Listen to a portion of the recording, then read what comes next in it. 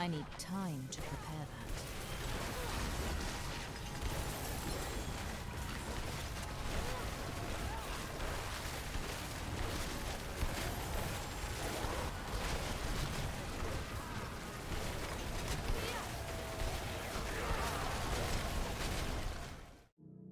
Greetings and welcome to another Diablo 4 video.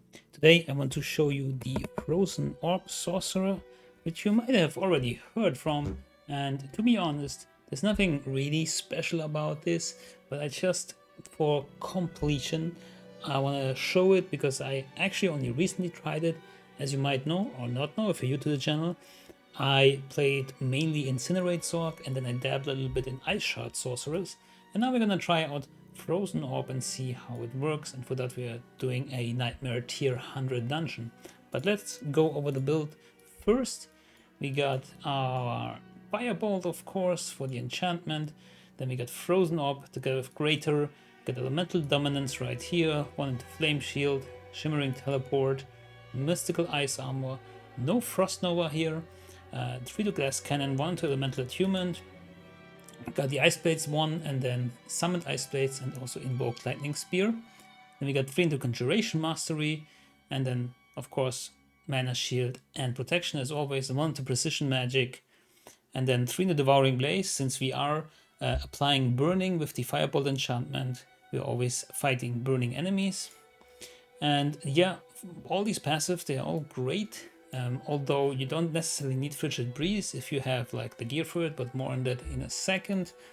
And then I like to use Avalanche since they also reworked it. I also kind of need it because I have a little bit of mana issues, and we will get to that when I go over the gear.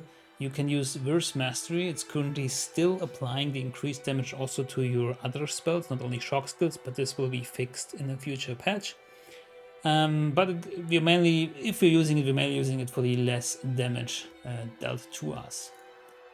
Then let's go over the gear. I have the Harlequin Crest. This is not mandatory. You can also use another helmet and put concentration on it, which gives you damage reduction when you summon a conjuration, which actually I think gives now up to 25% damage reduction. It's even better in that regard than Harlequin's Crest. What you do want to look out for with the legendary is mana per second. As I mentioned before, I do have a little bit of a mana hungry build right here, so mana per second is very valuable. That's why you also have it on the breastplate, and it's also at least with 1 crit of masterworking enhanced, and it has a greater affix. Other than that, this breastplate is not really great, but it does the job. It also comes with cold from which we don't really need, but it's okay. Then of course Frozen Orb on your glove, together with critical strike chance and attack speed or intelligence, whatever you like best. I got my armor, my massive armor from my pants. There's also a possibility that you go with bolts, for example.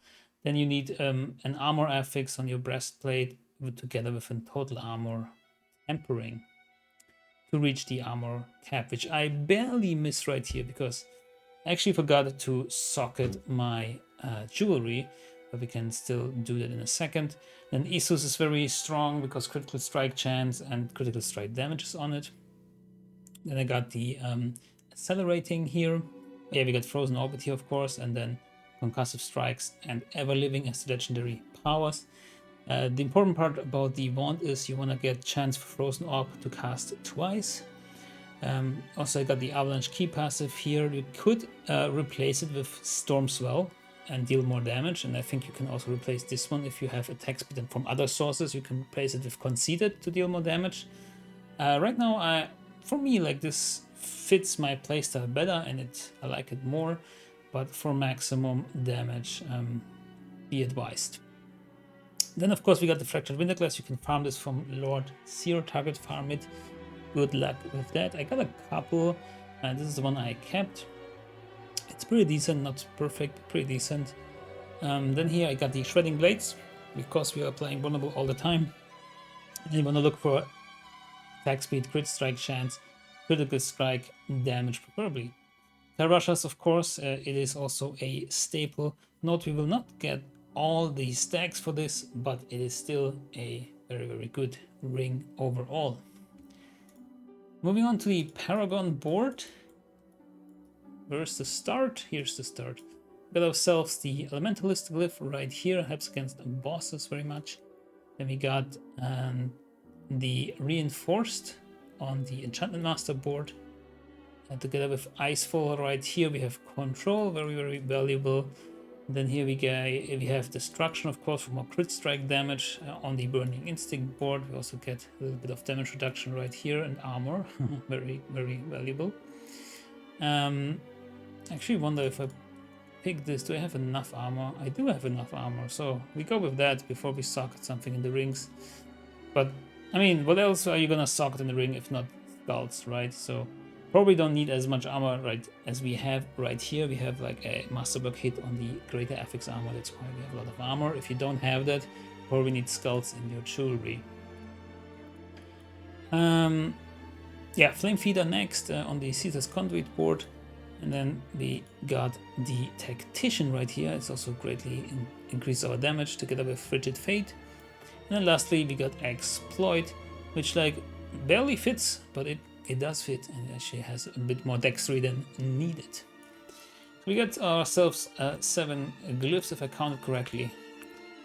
And now we hop into some Nightmare Dungeon. I actually don't remember which one is good or bad. We're just gonna hop into Betrayer's Row and hope it has a boss. Otherwise I need to cut it and show a different one.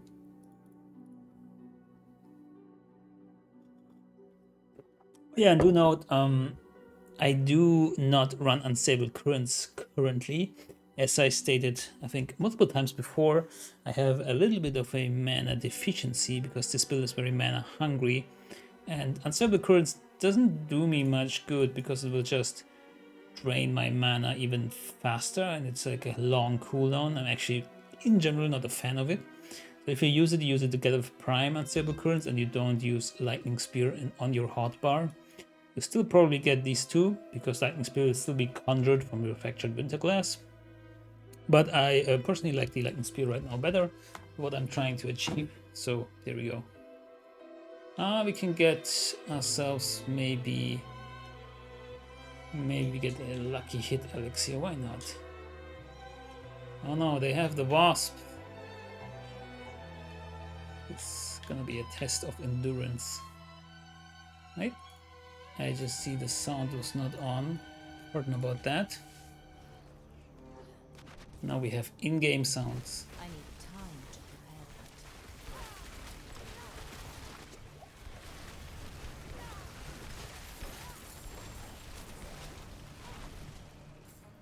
that. So it's actually very smooth and very, very similar in terms of like raw damage and how it plays with the ice shots. Might sound weird. It's not using Frost Nova, but in general we're just throwing our stuff at the enemies. They're like mostly like frozen in place. They are burning. It's also very similar in terms of the glyphs that we are using, and we're using the Fireball enchantment together with the here it's the Frozen Orb enchantment. So these builds are pretty similar. Also in gear, for both you want crit strike damage in a way, you want attack speed. I'm not ready yet. And that's pretty convenient sometimes when you don't have to change all your gear. Like for example with Incinerate, you're going from a burning build to maybe something else. Even if you stay in fire, you probably go into a crit strike damage build like Fireball, which I still want to try out. If you want to see this, be sure to subscribe to the channel so you don't miss it. It's gonna be fun. Fireball is fun, but it needs a bit of a different gear than what Incinerate needs, so that makes it a bit harder. But as you can see, sometimes I'm pretty low on mana, which is kind of annoying. Still need to optimize for my gear, but part of the reason I'm showing this is, what is this? Starfall Coronet. Okay. Is to show you that you can run this with decent gear. I mean, yeah, I have a Harlequin's Crest. Again, this is so not mandatory. I probably would be better off without it and use a helmet that has mana per second. and just put on concentration aspect because I'm summoning anyways. Then again, I had just one more Harlequin's Quest lying around. I don't know, I got lucky with them. I got like 3 this season. And I wasn't even like playing or bossing that much. I don't really like it. I like to run the pit. And in the pit you actually, per time spent, you don't get as many drops. I think it's inefficient for drops. I hope the upcoming endgame system will change that and we'll have more farming, and it seems to be. You can target farm there. So here's the boss. Let's see how this goes. Yeah, pretty decent. And now he's staggered, and now he will suffer and be killed very quickly. That's about it. That's a good 10-minute video. I hope you enjoyed it, and I hope you at least tried out the Frozen Orb Sorcerer. Seems to be one of the more stronger builds in Season 4 that can push the highest of pits. Have fun with it, and I'll see you in the next one. Good luck, have fun, and goodbye.